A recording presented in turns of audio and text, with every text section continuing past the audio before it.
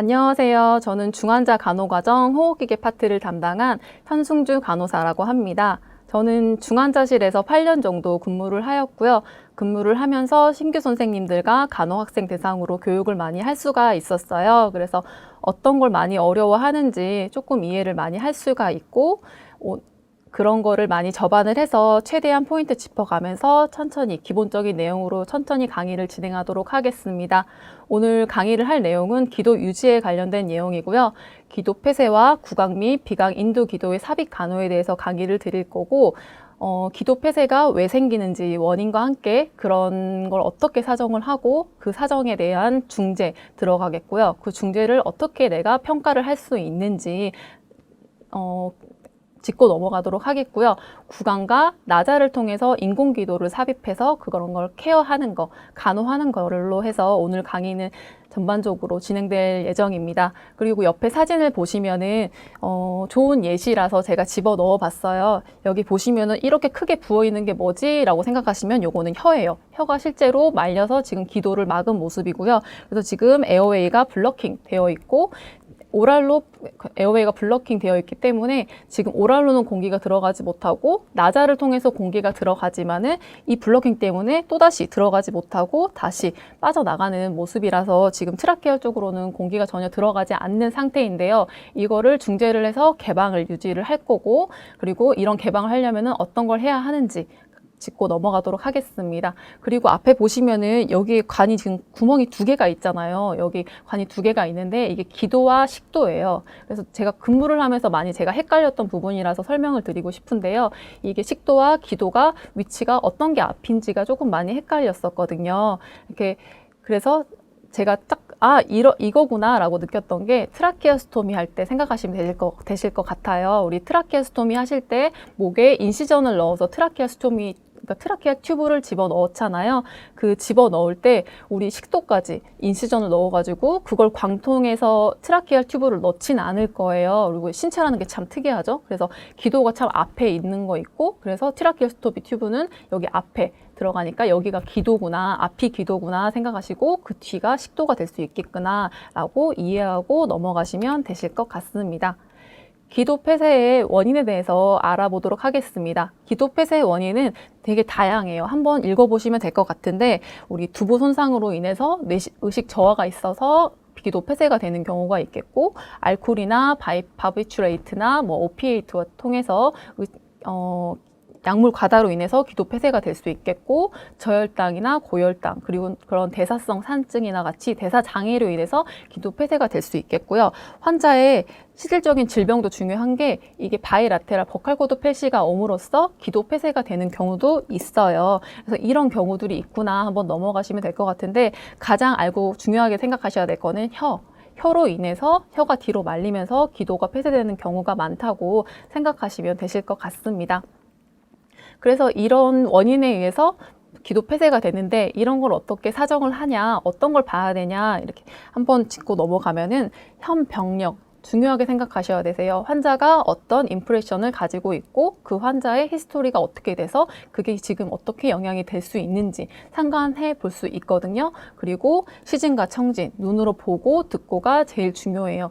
그리고 왜냐면은 환자가 응급실이나 방금 딱 중환자실로 왔어요. 제가 그 환자에 대해서 알 수 있을까요? 없어요.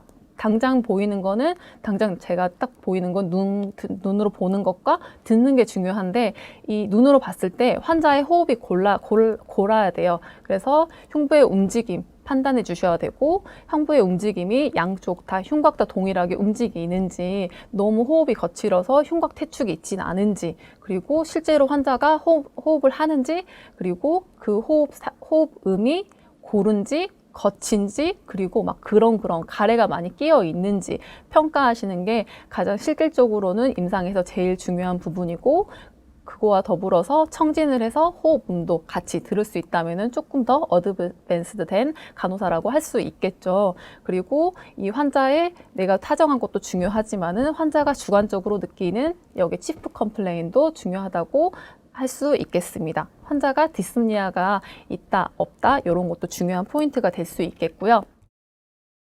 그래서 그런 기도가 막혔을 때 어떻게 개방을 할 수 있는지 알아보면은 후두 후굴법이라고 있어요. 요거는 우리가 임상에서 가장 많이 하는 방법인데요. 간단해요. 머리, 이마 내리고 턱 들어 올리고 해서 목을 과신전 시켜주는 방법이에요. 이렇게 지금 혀가 말려가지고 에어웨이 obstruction 되어 있지만 머리를 낮추고 턱을 들어 올리면서 기도가 개방되었죠. 이렇게 해서 과신전 시켜주면서 기도 개방해 줄 수도 있겠고요. 이 저우 트러스트 같은 경우는 하악 거상법이라 해서 손가락을 이용해서 턱을 들어 올리는 방법인데 이 방법은 우리 인투베이션 하는 과정 중에 닥터들이 많이 하는 방법이라고 생각하시면 될 것 같아요. 우리 인투베이션 할 때 주치의가 피팅 마스크로 해서 엠브백잉 할 때 보면은 손으로 턱을 들어 올려서 엠브백잉 하잖아요. 그런 방법인데 이 후두 거상법 같은 경우는 대상자가 만약에 C스파인 쪽으로 문제가 있어서 여기 인저리가 의심되는 경우에는 이렇게 C스파인 쪽으로 영향을 주지 않고 기도 개방하는 방법으로도 실제로 사용을 하고 있고 이 두 가지를 합친 게 삼중 기도 유지법인데 이거 여기 지금 마지막 그림 보시면 될 것 같고요. 보시면은 턱 들어 올리고 머리 낮추고 하면서 기도 개방했고 손 이용해서 턱 들어 올리면서 기도 개방하는 방법이 될 수 있겠고요. 이 맨디블라 디스플레이스먼트 같은 경우에는 실질적으로 임상에서 사용을 많이 안 하는 것 같아요. 제가 자료를 찾아보려고 해도 자료가 실질적으로 많이 없더라고요. 그래서 실질적으로 우리가 임상에서 많이 사용하는 거는 두부 후굴법이다라고 생각하시면 되고 하악 거상법은 C스파인에 문제가 있는 경우에는 여기 목을 숙이면 안 되잖아요. 그래서 과신전하지 않고 턱을 들어 올림으로써 기도 개방을 할 수 있는 방법인데 인투베이션 하는 과정 중에 주치의들이 많이 사용하는 방법이구나 라고 알고 계시면 될 것 같습니다. 그 다음에 이제 기도가 이렇게 저희가 그냥 기도 개방을 하는 걸로 되지 않고 완전히 뭐가 막혀 있는 경우에 완전 폐쇄인 경우에는 이렇게 하임리 조작법이 있고 흉부 압박법, 수지 청소법이 있는데요. 이 하임리 조작법은 우리 교과서적에서도 많이 들어보셨을 거예요. 그리고 TV 보면은 드라마나 꽁트에서도 되게 많이 나오는데 빵이나 뭐 떡 먹다가 목이 막혔을 때 환자가 컥컥대면서 숨을 못 쉴 때 그럴 때는 우리 배꼽 위로 손 주먹을 쥐어가지고 쳐 들어 올리면서 그 압력으로 인해서 이물질이 배출될 수 있도록 하는 방법이고 이 흉부 압박법은 말 그대로 가슴을 치면서 이제 물건을 이렇게 들어 올리는 방법인데 심장에 문제가 있는 사람들은 이 흉부 압박법은 사용을 자제해 주셔야 되는 게 있습니다. 그리고 이 수지 핑거 스윗 같은 경우에는 손가락을 넣어서 직접 이물질을 제거하는 방법인데 요거는 권유는 하지 않아요. 실질적으로 환자의 입 안, 여기 오랄 캐비티는 굉장히 깊거든요. 그래서 손가락 길이는 한정이 되어 있다 보니까 실질적으로 제거가 잘 되지 않고 환자가 갑자기 시저를 일으키거나 협조가 되지 않은 상태에서 손가락을 집어넣었다가는 손가락이 잘리는 경우도 있거든요. 그래서 조심해야 되고 서랍자를 쥐고 한다고 해도 환자의 악력이 굉장히 세요. 그래서 서랍자로도 지지가 되지 않기 때문에 실제로 사용하는 거는 조금 조심해서 요거는 사용 권장하지 않는 방법이니까 그냥 이런 게 있구나라고 알고 넘어가시면 될 것 같습니다. 그 다음 중재로는 우리 에어웨이 유지할 수 있는 방법이에요. 그리고 에어웨이를 유지함으로써 기도 개방을 도울 수 있겠고 흡입이라는 거는 이물질을 압력을 통해서 제거해주는 방법인데 우리 석션 많이 들어보셨죠? 석션을 통해서 이물질을 제거해주는 방법으로서 기도 개방을 도와주고 그러면서 환기가 되는 방법이고요. 그리고 그런 환기가 산소 공급이 됨으로써 조금 더 고농도의 산소를 줄 수 있겠고 그래서 산소가 공급이 되면서 이런 세츄레이션, 모니터링 필요하겠죠. 중환자실에서 실제로 모니터링 거의 100% 되고 있을 텐데 심장 모니터, 혈류가 떨어지면서 환기가 잘 안 됨으로써 관류도 떨어져요. 관류가 떨어지기 때문에 혈압이 떨어질 수 있고 심박동수가 빨라지거나 느려질 수 있거든요. 그래서 그런 모니터링 꼭 필요하다는 거 알고 계시면 되고요. 환자의 이거는 원인에 따라서 다른데 기도 폐쇄의 원인에 따라서 마비성 약물 필요할 수 있겠고 에피네프린이나 스테로이드 그리고 뉴모니아 같은 경우에는 항생제까지 추가해서 약물 치료 또한 들어갈 수 있다는 거 알고 계시면 될 것 같습니다. 그래서 이런 중재를 했을 때 어떻게 평가할 수 있냐라고 설명드리면은 그런 아까 사정에서도 말씀드렸겠지만은 흉벽이 고르게 왔다 갔다 하는지 호흡이 안정됐는지 그러니까 호흡수가 안정이 됐는지 그리고 호흡음이 아까보다 깨끗한지 평가할 수 있겠고요. 산소 포화도가 96% 이상 유지가 된다면은 정말 좋겠지만 이거는 조금 교과서적인 수치예요. 왜냐면은 사람마다 그 질병마다 케이스 바이 케이스, 케바케라고 하죠. 그래서 그 수치가 조금씩 다르기 때문에 요거 일단 96%긴 한데 과에 따라서는 90% 이상으로 보는 경우도 있고 젊은 사람보다는 노인으로 갈수록 산소 포화도 수치가 조금 기준이 낮아질 수 있기 때문에 이런 거 같은 경우에는 과에서 정해주는 게 좀 편하거든요. 그래서 일을 할 때 내가 조금 더 기준이 뭐지 하면 조금 애매할 수 있어요. 그래서 과 주치 닥터한테 선생님 산소 포화도 어느 정도까지 보실 거예요? 라고 유지하면서 어느 정도 기준이 유지가 되면은 이 환자가 유지가 잘 되는구나 라고 평가하실 수 있겠고, 그리고 흡인된 이물질이 있다면은 그런 걸 제거함으로써 눈으로 확인할 수 있죠. 뭐로 막혔는지. 가령 가래거나 피거나 그러면은 가래가 굉장히 많구나, 양이 이렇게 많구나, 그리고 어떤 양상이구나 평가할 수 있겠고, 그리고 호흡수는 어른에 있어서 분당 12회에서 20회 정도 힘들지 않은 호흡이지만 대상자에 따라 조금씩 다르다는 거. 그리고 환기가 이렇게 벤틸레이션이 잘 됨으로 인해서 관류가 잘 되고, 그리고 환자의 의식 수준 또한 호전이 될 수가 있어요. 그래서 의식 수준이 돌아온다는 거는 에어웨이가 obstruction 되고 이렇게 벤틸레이션, 환기 자체가 잘 되지 않다 보면은 우리 PCO2가 배출이 잘 돼야 되는데 몸에 누적이 되는 경우가 있거든요. 그래서 PCO2가 누적이 되면서 환자의 의식은 조금씩 떨어지는데, 그렇게 의식이 떨어진다는 거는 기도가 호흡이 제대로 안 되면서 기도 폐쇄가 있다는 증거이고, 그래서 환자의 의식 수준으로 인해서 환자의 호흡이 제대로 되는지도 평가할 수 있다는 거. 그래서 환기가 잘 되면은 의식 수준 또한 더 얼러트해지면서 드로우지 상태에서 조금 더 얼러트하게 환자 의식 수준 또한 호전될 수 있다는 거 알고 계시면 될 것 같습니다. 이제 구강 및 비강 인두 기도의 삽입 간호에 대해서 설명을 드리도록 하겠는데요. 첫 번째로 오로파린지알 에어웨이라 그래서 OPA라고도 하고, 우리가 편하게 임상에서 얘기하는 거는 오랄 에어웨이라고 생각하시면 되실 것 같아요. 이 에어웨이를 유지하는 목적으로는 기도 폐쇄의 원인 완화와 함께 가래 같은 거, 지금 가래가 많이 있다면은 에어웨이를 통해서 우리가 흡입을 하기 위해서 유지를 할 수 있겠고, 인투베이션을 만약에 하게 됐다, 기도 내관을 유지하게 된다면은 그 기도 내관을 유지하기 위해서 혀나 튜브 깨무는 거 방지하기 위해서 유지할 수 있겠고요. 그리고 만약에 환자가 시저나 이런 경우로 해서 본인이 혀를 깨물거나 자기 스스로 혀 손상이 될 수 있기 때문에 그런 걸 예방하기 위해서도 사용할 수가 있겠습니다. 이 에어웨이 종류는 크게 두 가지가 있어요. 구델 에어웨이가 있고 배만 에어웨이가 있는데, 임상에서 실제적으로 보시는 거는 이 구델 거 많이 보실 것 같고요.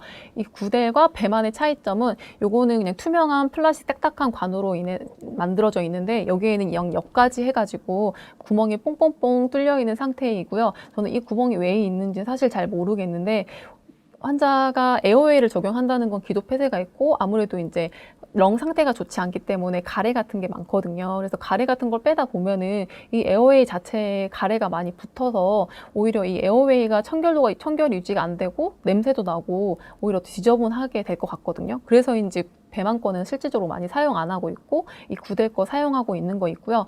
이 구인두의 바른 위치는 한번 보시면 되실 것 같아요. 여기 입으로 해서 에어웨이 들어가 있고, 이 파링스 쪽으로 해서 그 전까지 지금 에어웨이 유치되어 있는 거 확인하실 수 있으시겠습니다.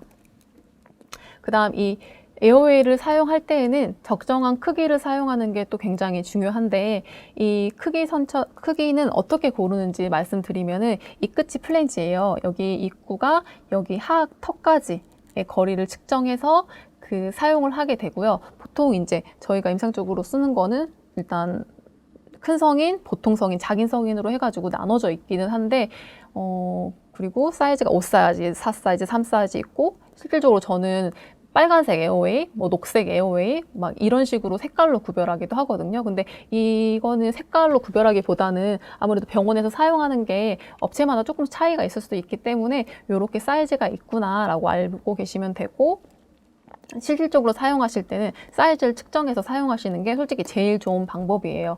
왜냐하면은 우리 100kg 넘고 키 180인 성인하고 키 140에 막 35kg인 할머니가 있어요. 할아버지가 있어요. 근데 그 대상자는 똑같이 큰 성인이지만은 체구에 따라서 그 여기 오랄 에어웨이 사이즈는 다를 수 있거든요. 그래서 그 사이즈 측정해서 사용해 주셔야 되는 거 있고, 그리고 만약에 좀 애매하다 싶으면은 애매한 거 사이즈 두세 개 정도 들고 가서 직접 재보세요. 그래서 그 환자한테 맞는 에어웨이 사용해 주셔야 된다는 거 굉장히 중요하고, 주로 의식이 없는 환자한테 사용해 주셔야 된다는 거 있습니다. 그리고 간헐적으로 환자한테 의식이 있는 경우에 사용할 수 있는데, 그런 경우에는 우리 개그 리플렉스, 구역 반사 자극해서 구토나 후두 경련 발생 가능하거든요. 이런 거 유념해서 사용해 주시면 되는 거 있으시고요.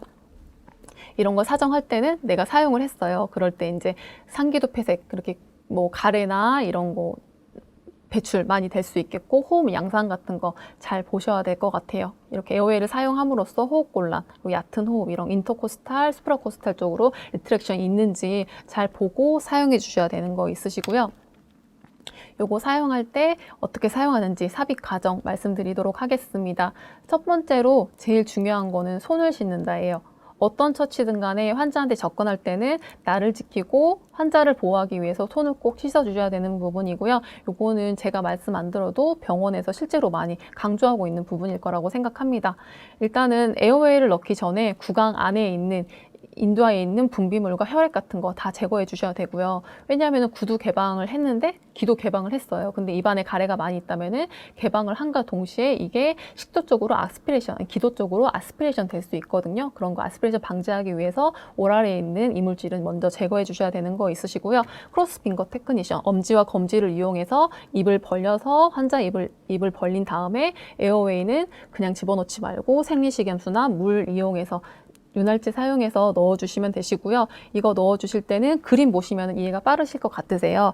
항상 여기 팁은 먼저 처음에는 입 천장을 향하는 방향으로 놓고 인후 뒷벽 쪽으로 어느 정도 더 접근이 됐을 때는 180도 회전해가지고 제자리로 자리해 주시면 되는 거 있겠습니다. 그리고 필요하면 서랍자 이용해서 혀를 밀어 놓고 사용해 주셔야 되거든요. 간간히 에어웨이 집어넣다가 혀까지 같이 밀려서 기도가 오히려 막힐 수 있다는 거 알고 계시면 되시고, 만약에 내가 잘 넣었다, 어떤 걸 봐야 되냐, 호흡 양상 봐주셔야 되세요. 에어웨이가 제대로 자리 잡지 못하거나 크기가 바르지 않다, 크기 선택을 내가 잘못했을 경우에는 숨소리가 더 거칠어질 수 있기 때문에 크기 선택이 굉장히 중요한 부분이고요. 그리고 에어웨이를 삽입한 후에도 기도 개방했으니까 턱을 다시 밑으로 당긴다, 요거 아니고 기도 개방, 머리 낮추고 턱 올려서 기도 개방 유지해 주셔야 되는 거 있습니다. 그리고 필요하면은 가래 같은 거 제거할 수 있겠고요. 이거 삽입하실 때 너무 억지로 강제로 집어넣으려고 하시지 마시고 최대한 부드럽게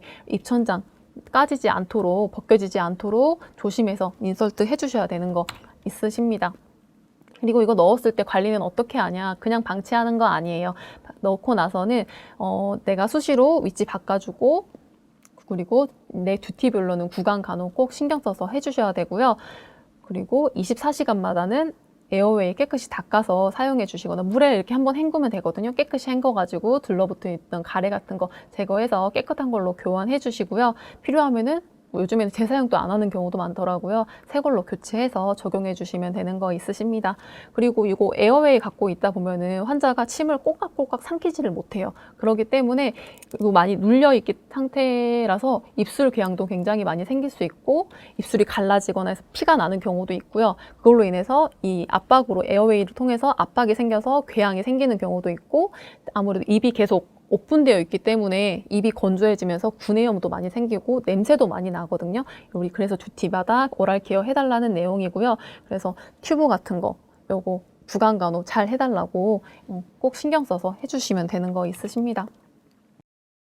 그래서 에어웨이를 잘 넣었어요. 근데 유지를 하고 있는데 합병증이 생길 수가 있어요. 합병증 또한 알아두셔야 되시는데, 에어웨이가 너무 길거나, 그래서 사이즈 선택 중요하다고 말씀드렸잖아요. 에어웨이가 너무 길면은 에피고타이티스가 라링스 쪽으로 들어가면서 오히려 기도가 더 막히는 경우가 있고, 넣는 과정에서 혀를 아까 서랍자로 올린 다음에 넣어야 된다고 그랬었잖아요. 혀를 밀면서 집어넣는 경우가 있는데 그 혀가 오히려 뒤로 밀리면서 에어웨이를 막는 경우가 있기 때문에 이것도 조금 유념해서 너무 신경 써주셔야 되고, 입술과 혀가 에어웨이 사이에 끼면서 손상이 될 수 있어요. 그러면서 갈라지고 찢어지면서 출혈이 생길 수도 있고, 마찬가지로 의식이 있는 경우에 넣게 되면은 후두 경련과 함께 보미팅, 구토할 수 있기 때문에 아스피레이션 조심해 주셔야 되는 거 있으시고요. 그래서 의식 있는 경우에는 유지는 하지 않아요. 되도록 유지는 하지 말으셔야 되고, 그리고 아스피레이션이 생기면서 이렇게 흡입이 되면서 뉴모니아까지 생길 수 있으니까 그거 신경 써서 해주시면 되는 거 있겠습니다.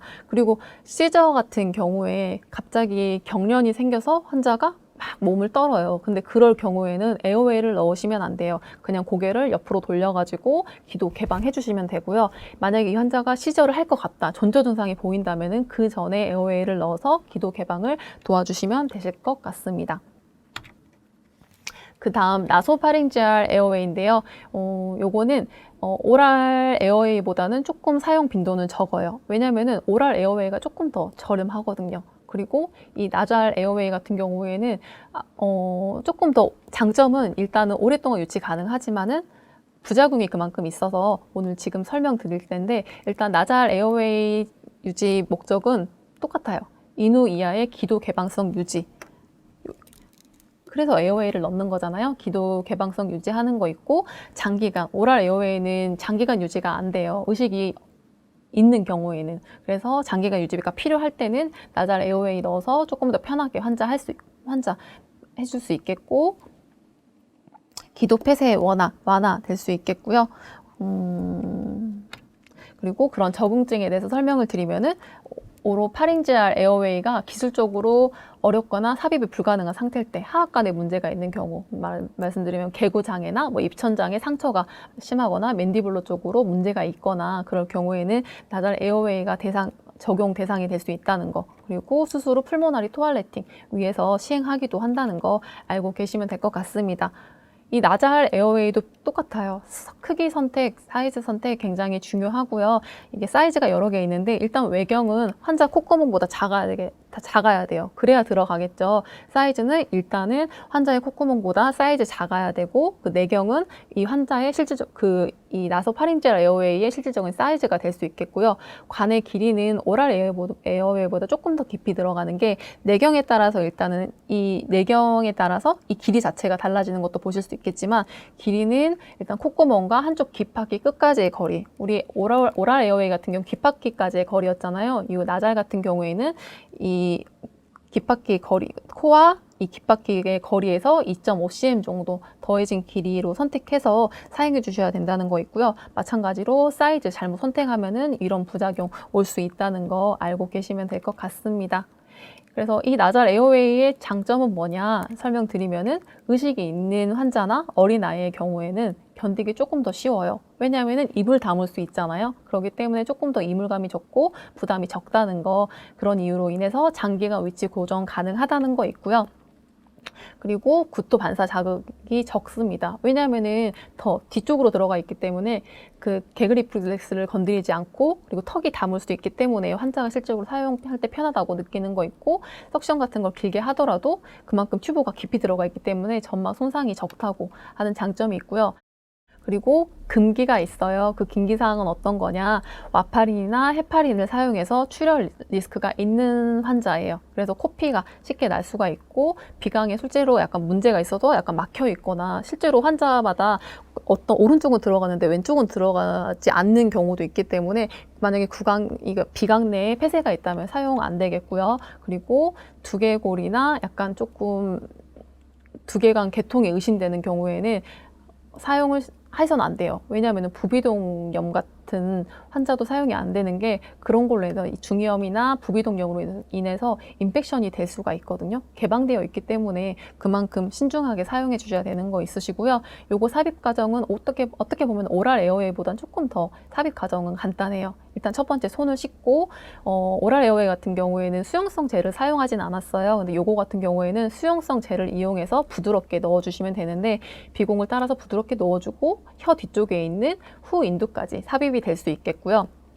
만약에 잘 안 들어간다면 살살 돌려서 넣어주시면 되고, 잘 넣었는지 확인하는 방법은 해보세요 해서 이 목젖 뒤로 튜브가 보이는지 확인하시면 돼요.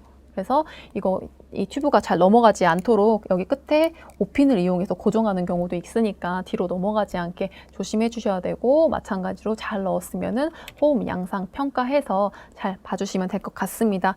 요거는 나자레이 같은 경우는 실질적으로 임상에서 사용하는 경우가 적기 때문에 조금 더 삽입하는 과정에 대해서 제가 사진을 하나 더 넣어봤어요. 보시면은 여기 귓바퀴 뒤쪽까지 해서 사이즈 측정하는 거 있고요. 사이즈 측정해서 2.5cm 정도 더해서 사용해 주시라고 말씀드렸었고, 마찬가지로 머리 내리고 턱 들어 올려서 기도 개방 해주셔야 되십니다. 여기 기도 개방 되어 있고요. 그래서 여기 끝에 수용성 젤 묻혀가지고 부드럽게 넣어주시고, 잘 안 들어가면은 이게 슬슬슬 돌려가지고 잘 자리해 주시면 되시고요. 넘어가지 않게 오핀 같은 걸로도 고정할 수 있겠다. 넘어가지 않게 조심해 주세요. 그렇게 해서 유치된 상태고요. 이 삽입을 했다, 어떻게 관리를 해야 되는지 설명을 드리면은, 이거는 24시간마다 교환해 주시면 되세요. 깨끗하게 닦아서 반대쪽 코로 넣어 주시면 되시고요.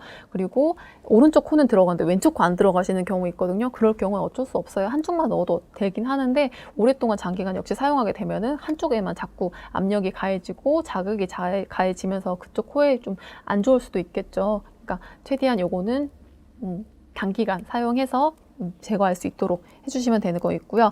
만약 관이 너무 사이즈 선택을 잘못해서 관이 너무 긴 경우에는 이게 식도로 들어가서 위로 계속 공기가 들어가는 거예요. 그래서 위팩만 되고 그 에어웨이가 뒤쪽 위로 들어감으로써 정작 기도로는 환기가 안 돼서 저환기 초래할 수 있겠습니다. 이것도 유념해서 알고 계셔야 되고, 사이즈가 잘 맞지 않으면 자극되면서 부종이 올 수 있겠고요. 그리고 의식이 있는 환자에게 더 많이 추천이 되지만, 이때에도 마찬가지 후두 경련, 보미팅, 구토 생길 수 있다는 거 알고 계시면 되고요.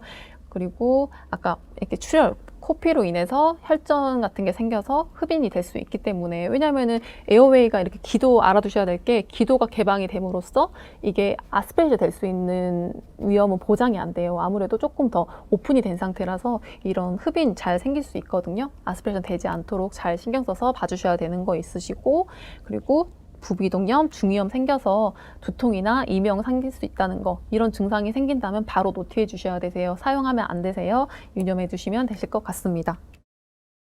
오늘 기도 개방에 대해서 배워보셨는데요. 어떻게 보면은 굉장히 단순하고 굉장히 쉬운 내용일 수 있는데, 저는 이게 정말 중요하다고 봐요. 적절한 그 시점에서 내가 환자한테 기도 개방을 해줌으로써 그 환자가 환기가 잘 되고, 더 나아가서 인투베이션이나 그런 것까지 하지 않도록 조금 예방적으로 내가 인투베이션 전에 해줄 수 있는 프로시저이기 때문에, 이런 거 좀 중요하게 잘 프로시저 같은 거 알아서 어떤 걸 유념해야 되는지 사이즈 측정 잘 해야 된다는 거 잘 알고 계시면 되실 것 같고요.